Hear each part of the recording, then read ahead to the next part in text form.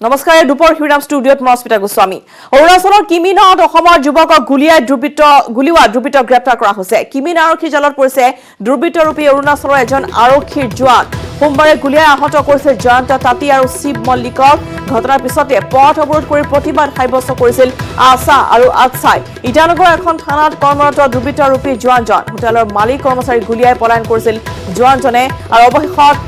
জোৱানজনক গ্ৰেপ্তাৰ কৰা হৈছে অৰুণাচলৰ কিমিনত অসমৰ যুৱকক গুলিওৱা দ্ৰুবিত গ্ৰেপ্তাৰ কৰিছে আৰক্ষীয়ে কিমিন আৰক্ষীৰ জালত পৰিছে দ্ৰুবিতৰূপী অৰুণাচলৰ এজন আৰক্ষী জোৱান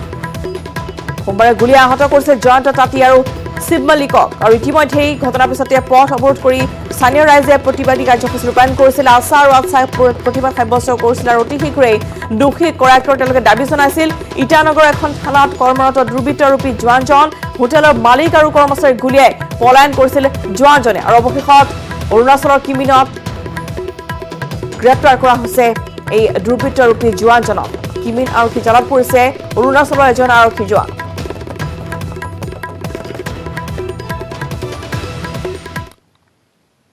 সামগ্ৰী ৰঙাগড়ত ভয়ংকৰ পথ দুৰ্ঘটনা ডাম্পাৰ আৰু টাটা মোবাইলৰ মুখামুখি সংঘৰ্ষ দুৰ্ঘটনাত গুৰুতৰভাৱে আহত দুজনকৈ লোক জেচিবিৰ সহায়ত টাটা মোবাইলৰ পৰা উদ্ধাৰ কৰা হৈছে দুইজনকে আহত লোকজন হৈছে আজিমুদ্দিন আৰু ইদিজ আলী আহত দুয়োকে নগাঁৱৰ হাস্পতালত ভৰ্তি কৰা হৈছে যোৰহাটৰ পৰা নগাঁও অভিমুখী আছিল টাটা মোবাইল বাহনখন পুনৰবাৰ জনাইছো দুৰ্ঘটনাৰ দৃশ্য আমি দেখুৱাইছো সামগ্ৰীৰ ৰঙাগড়ত এনেধৰণে এক পথ দুৰ্ঘটনা সংঘটিত হৈছে ভয়ংকৰ পথ দুৰ্ঘটনা ডাম্পাৰ আৰু টাটা মোবাইলৰ এই মুখামুখি সংঘৰ্ষ দুৰ্ঘটনাত গুৰুতৰভাৱে আহত হৈছে দুজনকৈ লোক জেচিবিৰ সহায়ত টাটা মোবাইলৰ পৰা উদ্ধাৰ কৰা হৈছে দুইজনকে আহত লোক দুজন হৈছে আজিমুদ্দিন আৰু ইদিজ আলী আহত দুয়োকে নগাঁৱৰ হাস্পতালত ভৰ্তি কৰা হৈছে যোৰহাটৰ পৰা নগাঁও অভিমুখী আছিল টাটা মোবাইল বাহন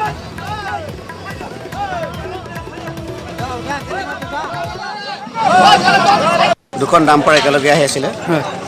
আগৰ গাড়ীখনৰ চাকা ব্ৰাষ্ট হোৱাৰ কাৰণে পিছৰ ডাম্পাৰখনে আহি অভাৰটেক কৰাৰ লগে লগে অভাৰটেক কৰি মুখামুখি আপোনাৰ বলেৰো পিকআপ সংঘৰ্ষ হয় ক'ৰ পৰা ক'লৈ আহিছিলে কোনখন আপোনাৰ বলেৰো পিকআপখন যোৰহাটৰ পৰা আপোনাৰ নগাঁও অভিমুখী আছিলে আৰু ডাম্পাৰকেইখন আপোনাৰ কঁঠালগুৰিৰ পৰা আমুনি অভিমুখী আহি আছিলে এখন পিকআপ ভানত চুপাৰী আছিলে চুপাৰী ভৰ্তি হয় এই চুপাৰী ভৰ্তি ট্ৰাকৰ দুজন ড্ৰাইভাৰ আৰু হেণ্ডিমেন সংকটজনক বৰ্তমান ডাম্পাৰখনৰ ড্ৰাইভাৰ হেণ্ডিমেন ক'ত ডাম্পাৰখনৰ ড্ৰাইভাৰ হেণ্ডিমেন বৰ্তমান পলাতক আমিনগাঁও চি গেটত আন এক ভয়ংকৰ পথ দুৰ্ঘটনা সংঘটিত হৈছে পোষ্টত খুন্দিয়াই দ খাৱৈত বাগৰি পৰিল গাহৰি ভৰ্তি ট্ৰাক এজন চাইকেল আৰোহীক বচাবলৈ গৈ সংঘটিত হৈছে দুৰ্ঘটনা য'ত দুৰ্ঘটনাত পতিত হয় ট্ৰাকখন 31 নম্বৰ ৰাষ্ট্ৰীয় ঘাইপথত সংঘটিত হৈছে দুৰ্ঘটনাটি শিলিগুৰিৰ পৰা নাগালেণ্ড অভিমুখী আছিল ট্ৰাকখন দুৰ্ঘটনাত আহত হৈছে চাইকেল আৰোহীজন সৌভাগ্যক্ৰমেহে প্ৰাণ ৰক্ষা পৰিছে চালক হেণ্ডিমেনৰ আমিনগাঁৱৰ চেক গেটত এই ভয়ংকৰ পথ দুৰ্ঘটনাৰ দৃশ্য দেখুৱাইছো আমিনগাঁৱৰ চেক গেটৰ য'ত পোষ্টত খুন্দিয়াই দ খাৱৈত বাগৰি পৰিল এখন গাহৰি ভৰ্তি ট্ৰাক আৰু এজন চাইকেল আৰোহীক বচাবলৈ গৈ এনেদৰে এখন ট্ৰাক দুৰ্ঘটনাত পতিত হয় 31 নম্বৰ ৰাষ্ট্ৰীয় ঘাইপথত সংঘটিত হৈছে এই ভয়ংকৰ দুৰ্ঘটনাটি শিলিগুৰিৰ পৰা নাগালেণ্ড অভিমুখী আছিল ট্ৰাকখন দুৰ্ঘটনাত আহত চাইকেল আৰোহীজন সৌভাগ্যক্ৰমে প্ৰাণ ৰক্ষা পৰিছে চালক হেণ্ডিমেনৰ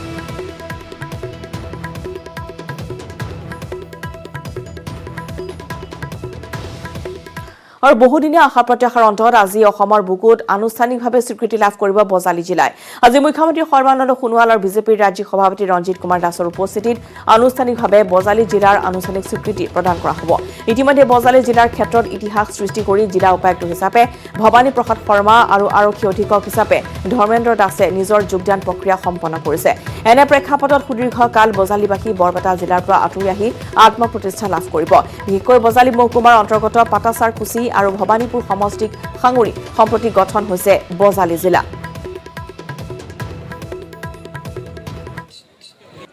বজালী জিলাত এখন নতুন ডিষ্ট্ৰিক্ট হিচাপে হ'ল এইটো ইয়াত জইন কৰি মোৰ খুবেই ভাল লাগিছে খুব আনন্দিত এইকাৰণে যে মই প্ৰথম এগৰাকী এছ পি হিচাপে জইন কৰিছোঁ গতিকে মোৰ গভীৰ আন্তৰিকতাও আছে মোৰ নিশ্চয়কৈ ভালেই লাগিছে ইয়াৰে প্ৰস্তুতি সম্পূৰ্ণ হৈ উঠিছে কমতে আমাৰ যিখিনি ডিউটি থাকিব লাগে অলৰেডি ৰাতিপুৱাৰ পৰাই লাগি আছে আৰু প্ৰশাসনৰ পৰা যিখিনি কৰিব লাগে অলৰেডি হৈ আছে আৰু প্ৰজেক্ট ব্ৰেকিং নিউজ হাজোৰ কয়াৰ হীৰাপাৰাত এক চাঞ্চল্যকৰ ঘটনা তেজেৰে লুটুৰি পুটুৰি অৱস্থাত উদ্ধাৰ কৰা হৈছে হাজোৰ বল্লুটৰ পৰা অপহৃত যুৱক বৰলীয়া নৈৰ মথাউৰিৰ সমীপত উদ্ধাৰ কৰা হৈছে ইছমাইল আলী নামৰ যুৱকজনৰ মৃতদেহ মঙলবাৰে নিশা বল্লুটত দুৰ্বৃত্তৰ দলে অপহৰণ কৰিছিল যুৱকজনক সংকটজনক অৱস্থাত ইতিমধ্যে চিকিৎসালয়ত ভৰ্তি কৰা হৈছে ইছমাইল আলী ঘটনা সন্দৰ্ভত আৰক্ষী তদন্ত অব্যাহত জনাইছো যে হাজোৰ কয়াৰ হীৰাপাৰাত এক চাঞ্চল্যকৰ ঘটনা সংঘটিত হৈছে আৰু তেজেৰে তুমুলি অৱস্থাত উদ্ধাৰ কৰা হৈছে হাজোৰ বল্লুটৰ পৰা অপহৃত যুৱক বৰলীয়া নৈৰ মথাউৰিৰ সমীপত উদ্ধাৰ কৰা হৈছে ইছমাইল আলী নামৰ যুৱকজন সংকটজনক অৱস্থাত তেওঁক উদ্ধাৰ কৰা হৈছে সৌভাগ্যক্ৰমে তেওঁৰ প্ৰাণ বাচি আছে এতিয়াও তেওঁৰ মৃত্যু হোৱা নাই অৰ্থাৎ অতি সংকটজনক অৱস্থাত তেওঁক উদ্ধাৰ কৰিছে স্থানীয় ৰাইজে মঙলবাৰে নিশা বল্লুটত দুৰ্বৃত্তৰ দলে অপহৰণ কৰিছিল যুৱকজনক আৰু বৰ্তমান অতি সংকটজনক অৱস্থাত তেওঁক চিকিৎসালয়ত ভৰ্তি কৰা হৈছে ইছমাইল আলী নামৰ এই যুৱকজনৰ ঘটনা সন্দৰ্ভত ইতিমধ্যে স্থানীয় ৰাইজে জনাইছে যে সমগ্ৰ দেহ তেওঁৰ আঘাতৰ চিন আছিল সমগ্ৰ শৰীৰত আৰু ইতিমধ্যেই তেজেৰে লুটুৰি পুটুৰি হৈ থকা অৱস্থাত উদ্ধাৰ কৰা হৈছে ইছমাইল আলী নামৰ এইগৰাকী যুৱক যথেষ্ট তেওঁৰ অৱস্থা সংকটজনক কোনো কথা ক'ব পৰা অৱস্থা তেওঁ নাই কিন্তু আৰক্ষীয়ে তদন্ত অব্যাহত ৰাখিছে কোনে এনেধৰণে তেওঁক অত্যাচাৰ চলালে বা আক্ৰমণ কৰিলে সেয়া নিশ্চয়কৈ লক্ষণীয় হ'ব কিন্তু অপহৃত এগৰাকী যুৱক উদ্ধাৰ কৰা হৈছে হাজোৰ বল্লুটত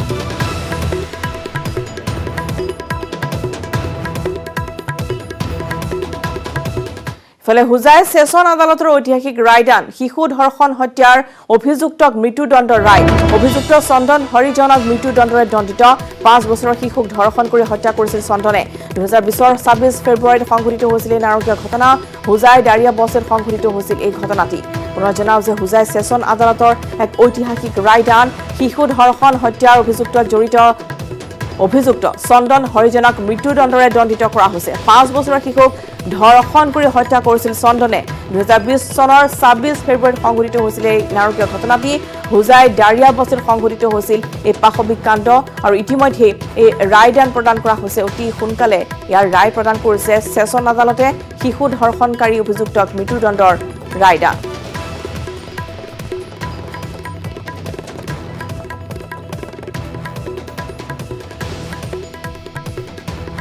লতাশিল খেলপথাৰত বিজেপিৰ সংকল্প যাত্ৰা কামৰূপ জিলাৰ উদ্যোগত সংকল্প যাত্ৰা বুথ আৰু মণ্ডল পৰ্যায়ত সংকল্প যাত্ৰা আৰম্ভ কৰা হয় নিৰ্বাচনৰ প্ৰতি লক্ষ্য ৰাখি বিজেপিয়ে উলিয়াইছে এই সংকল্প যাত্ৰা য'ত আমি দেখিবলৈ পাইছিলো যে 5 শতাধিকৰো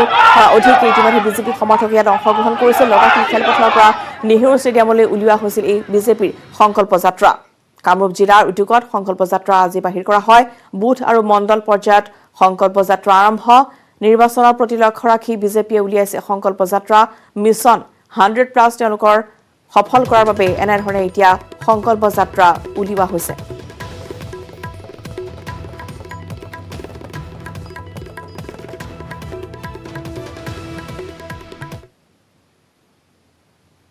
এই চৰকাৰখনে যুৱসকলৰ স্ব-নিয়োজনৰ বাবে সেলফ এমপ্লয়মেণ্টৰ বাবে যিখিনি কাম কৰিছে স্বয়ং আঁচনিয়ে কওক বা অন্যান্য যিবোৰ পদক্ষেপ লোৱা হৈছে স্কিল ডেভেলপমেণ্ট একোজন যুৱকৰ যাতে স্কিল ডেভেলপ হয় তাৰ বাবে আমি যিবোৰ পদক্ষেপ লৈছোঁ এইবোৰৰ দ্বাৰা আমাৰ যুৱক যুৱতীসকলৰ বাবে নতুন কৰ্মসংস্থাপনৰ পথ উন্মোচন হৈছে তেখেতসকলেও এই কথাটো বুজি উঠিছে যে ভাৰতীয় জনতা পাৰ্টি এটা একমাত্ৰ দল যি সকলো যুৱক যুৱতীক এটা আত্মসন্মানৰ সৈতে জীয়াই থকাৰ এটা অধিকাৰ দিয়াই নহয় তেখেতসকলক এটা পথো দেখুৱাই দিয়ে অজিউদ্দিন নামৰ এজন প্ৰাক্তন সেনা জোৱানৰ ঘৰত সংঘটিত হৈছে এই ডকাইতি কাণ্ড কাছাৰৰ কালাইন বুৰংগাৰ প্ৰথম খণ্ডত এই ডকাইতি কাণ্ড ডকাইতৰ গুলীত অজিউদ্দিন সহ 16 জনকৈ লোক আহত হৈছে আৰু 20ৰ পৰা 25 জনীয়া ডকাইতৰ দলে লুটিলে লক্ষাধিক টকা সহ সোণ মঙলবাৰে নিশা 1 বজাত সংঘটিত হৈছে এই ঘটনাটি কাছাৰত এই ঘটনা ভয়ংকৰ ডকাইতি কাণ্ড সংঘটিত হৈছে অজিউদ্দিন নামৰ প্ৰাক্তন সেনা জোৱানজনৰ ঘৰত সংঘটিত হৈছে এই ডকাইতি কাণ্ড কাছাৰৰ কালাইন বুৰংগাৰ প্ৰথম খণ্ডত এই ডকাইতি কাণ্ড সংঘটিত হৈছে ডকাইতৰ গুলীত ইতিমধ্যে অজিউদ্দিন সহ 16 জনকৈ লোক আঘাতপ্ৰাপ্ত হৈছে 20ৰ পৰা 25 জনীয়া এটা ডকাইতৰ দলে লুট কৰি নিছে লক্ষাধিক টকা সহ সোণ ৰূপ মঙলবাৰে নিশা 1 বজাত সংঘটিত হৈছে এই ডকাইতি কাণ্ড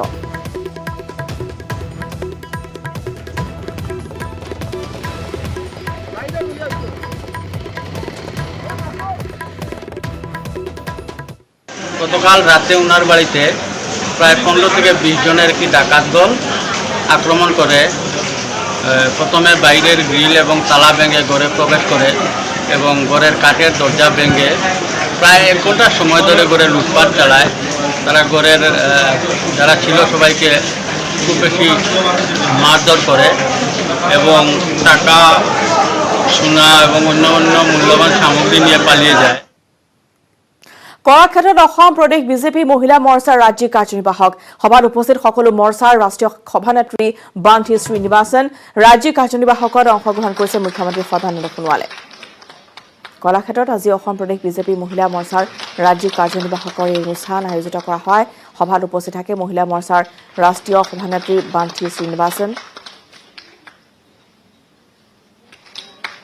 ৰাজ্যিক কাৰ্যনিৰ্বাহকত অংশগ্ৰহণ কৰে মুখ্যমন্ত্ৰী সৰ্বানন্দ সোণোৱালে।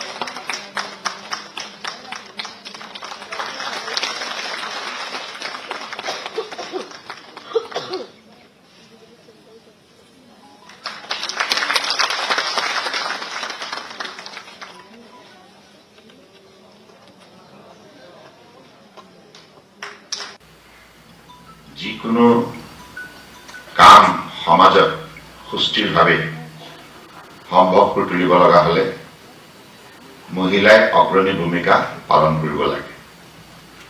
আৰু এই কাম যুগে যুগে তেনেদৰে হৈ আহিছে। আৰু আমি দেখিছোঁ যে অসমৰ বুকুত বিজেপি চৰকাৰ গঠন প্ৰক্ৰিয়াত মহিলা কাৰ্যকৰ্তাসকলৰ যোৱা দিনবিলাকত উল্লেখযোগ্য ভূমিকা আছিল আৰু আজিৰ তাৰিখতো আপোনালোকৰ আছে আৰু ভৱিষ্যতেও থাকিব লাগিব। এইবাৰ নিৰ্বাচনটো নিশ্চিতভাৱে আপোনালোকে পুনৰ বিজেপি চৰকাৰ গঠন কৰাৰ নিমিত্তে আপোনালোকে মুখ্য ভূমিকা পালন কৰিব লাগিব। পুৰুষ মহিলা উভয়ে আমি আমাৰ ৰাষ্ট্ৰ নিৰ্মাণ কাৰ্যসূচীত সম্পূৰ্ণৰূপে শ্ৰদ্ধা ভক্তিৰে সমৰ্পিত হৈ কাম কৰি আহিছোঁ। কিন্তু আমাৰ ৫,০০০ বছৰীয়া হিন্দু সভ্যতা সংস্কৃতিৰ যিটো পৰম্পৰা মূল্যবোধ আছে, এই ১,০০০ বছৰীয়া সভ্যতা সংস্কৃতিৰ মূল্যবোধে আমাক এটি শিক্ষা প্ৰদান কৰিছে যে যুগে যুগে যেতিয়াই সমাজত অশান্তি হয়, দেশত অশান্তি হয়, তেতিয়া শান্তি প্ৰতিষ্ঠা কৰিবৰ বাবে অশুভ শক্তিক নিষেধ কৰি শুভ শক্তিক প্ৰতিষ্ঠা কৰিবৰ বাবে মহিলাই মুখ্য ভূমিকা পালন কৰে। এতিয়া অব্যাহত আছে অসম মিজোৰাম সীমান্তত উত্তপ্ত পৰিস্থিতি। নিশা অসমৰ প্ৰায় ১/২ শতাধিক ঘৰ জ্বলাই দিয়ে মিজো দুৰ্বৃত্তই। মিজোৰ আক্ৰমণত আহত হৈছে প্ৰায় ১৫জন লোক। প্ৰাণৰ ভয়ত সীমান্ত এৰি পলায়ন কৰিছে অসমীয়াই। প্ৰধানমন্ত্ৰী পথ আঁচনিৰ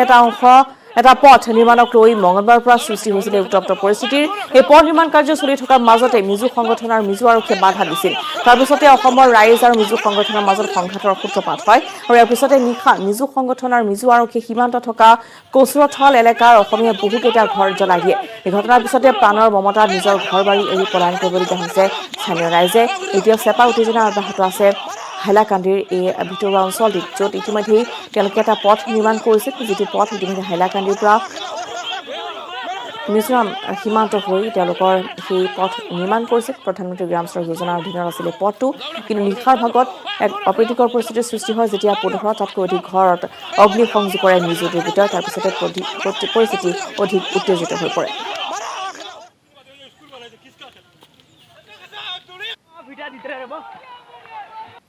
ৰাতিপুৱা 10টাৰ বজাত ইয়াত 10টালৈকে মিজোৰামৰ দুষ্কৃতি আৰু মিজোৰামৰ পুলিচ বাহিনী আহি আমাৰ অসমৰ জমি দখল কৰি আছে, আমাৰ অসমৰ কৃষকৰ ওপৰত নিৰ্যাতন কৰি আছে, আমাৰ অসমৰ জনগণৰ ঘৰ বাৰী জ্বলাই দিছে। কিন্তু আমি দেখিছোঁ আমাৰ হাইলাকান্দি জিলা শাসক মহোদয় এতিয়ালৈকে অহা নাই, আমাৰ হাইলাকান্দি ডিচি মহোদয় এতিয়ালৈকে অহা নাই। যেতিয়ালৈকে আমাৰ অসমৰ মিজোৰাম সীমান্তৰ সীমা সমস্যা স্থায়ী সমাধান নহ'ব তেতিয়ালৈকে আমাৰ আন্দোলন চলিছে আৰু চলি থাকিব। এতিয়ালৈকে ৩০খন ঘৰ জ্বলাই দিছে আৰু এতিয়ালৈকে পুলিচ সুপাৰ মহোদয়ৰ উপস্থিতিত তেখেতে ইয়াত আহি ফায়াৰিং কৰি আছে, তেখেতে বম ব্লাষ্টিং কৰি আছে। আমাৰ এতিয়ালৈকে আমাৰ বহু মানুহ ইয়াত আহত ইনজুৰ্ড মানুহ ইয়াত পাহাৰৰ ওপৰত আছে, ভয়ত ভৰা নাই। ও বারে আর তো অবাধ কত চলতে গিয়া অবাধুর মানুষ ও এই রাস্তা গাঁও জ্বালাইলিছ ও কিতা কইতা মানে তোমাদের রাস্তা গাঁও জ্বালাইলিছ রাস্তা গাঁও আপনাদের বাড়ি ওকে জ্বালাইলিছ না না আমরা ওন আইছি সাহায্য করা তো অবাধুর মানুষরে মানুষ বার করে নিয়ে যায় ও মানুষ বার করে নিয়ে আর সুবাইয়া ভাড়া থেকে অখিল গগৈৰ মাতৃৰ চকু পানীৰ পৰিণাম বেয়াকৈ ভুগিব লাগিব বিজেপিয়ে গুৰুতৰভাৱে অসুস্থ হৈ যোৰহাট চিকিৎসা মহাবিদ্যালয়ৰ আইচিইউত ভৰ্তি হৈ থকা কাৰাবন্দী অখিল গগৈৰ মাতৃৰ স্বাস্থ্য বুজ লৈ এই প্ৰতিক্ৰিয়া মৰিয়নি বিধায়ক ৰূপজ্যোতি কুৰ্মীৰ বিধায়কগৰাকীয়ে প্ৰিয়দা গগৈৰ পৰিয়ালৰ লোকৰ লগত মত বিনিময় কৰাৰ লগতে প্ৰিয়দা গগৈৰ চিকিৎসা আগবঢ়াই থকা চিকিৎসকসকলৰ লগতো আলোচনাত মিলিত হয় চৰকাৰৰ ভুলবোৰ আঙুলিয়াই দিয়াৰ বাবে অখিল গগৈ অন্যায়ভাৱে দীৰ্ঘদিন ধৰি বন্দী কৰি ৰাখিছে বিজেপি চৰকাৰে যাৰ বাবে মাতৃ অসুস্থ হৈ পৰিছে স্বাস্থ্যৰ অৱনতি হৈছে বৰ্তমান মাতৃৰ অখিল গগৈৰ মাতৃৰ স্বাস্থ্যক লৈ আমি চিন্তিত হৈ পৰিছো অখিল গগৈৰ মাতৃ অকল অখিল গগৈয়ে নহয় অসমৰ মাতৃ যদি মাতৃৰ কিবা হ'বলৈ হয় তেন্তে হলে বিজেপি দল আৰু চৰকাৰে ইয়াৰ ভয়াবহ পৰিস্থিতি ভুগিব লাগিব বুলি মন্তব্য কৰিছে বিধায়ক ৰূপজ্যোতি কুৰ্মী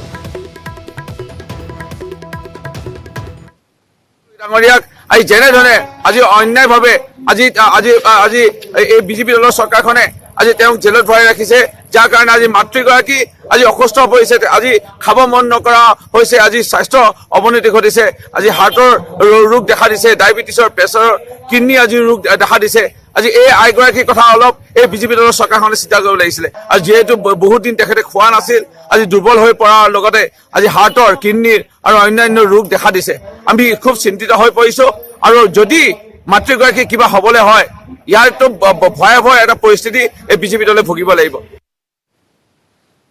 বড়োদিন আজমলক লৈ বিবাদত পৰিছে নেকি মহাজোঁট নিয়ন্ত্ৰণৰ বাহিৰত গৈছে নেকি এআইডিএফৰ মুৰব্বী আজমল মহাজোঁটৰ নেতাই বাৰে বাৰে কিয় সকিয়নি দিবলগীয়া হৈছে বড়োদিন আজমলক প্ৰদ্যুৎ বৰদলৈৰ পিছত অজিত ভূঞাই সকিয়াই দিলে আজমল তেওঁলোকৰ নিয়ন্ত্ৰণত থাকিব লাগিব বুলি মঙলবাৰে মহাজোঁটৰ বৈঠকৰ মাজতে অজিত ভূঞাই দিলে সকিয়নি আজমলে অসম চুক্তিৰ আখৰে আখৰে মানিব লাগিব বুলি স্পষ্ট কৰি দিছে ভূঞাই ইয়াৰ পূৰ্বে এআইডিএফক লক্ষ্মণ ৰেখা বান্ধি দিম বুলি সকিয়াই দিছিল কংগ্ৰেছ সাংসদ প্ৰদ্যুৎ বৰদলৈয়ে প্ৰশ্ন হৈছে যে বাৰে বাৰে আজমলক এনেদৰে কিয় সকিয়াই দিবলগীয়া হৈছে মহাজোঁটৰ অন্যান্য দলে তেওঁৰ নিয়ন্ত্ৰণত আমি নাই আমাৰ নিয়ন্ত্ৰণত তেওঁ থাকিব লাগিব আৰু অসমীয়াৰ স্বাৰ্থ অগ্ৰাধিকাৰ পাব জাতিৰ স্বাৰ্থ অগ্ৰাধিকাৰ পাব আমাৰ ভাষা সংস্কৃতিক যিখন আইনেৰে ধ্বংস কৰিব খোজা হৈছে তাৰ বিৰোধিতা তেওঁ কৰিব লাগিব যে 6 নং দফা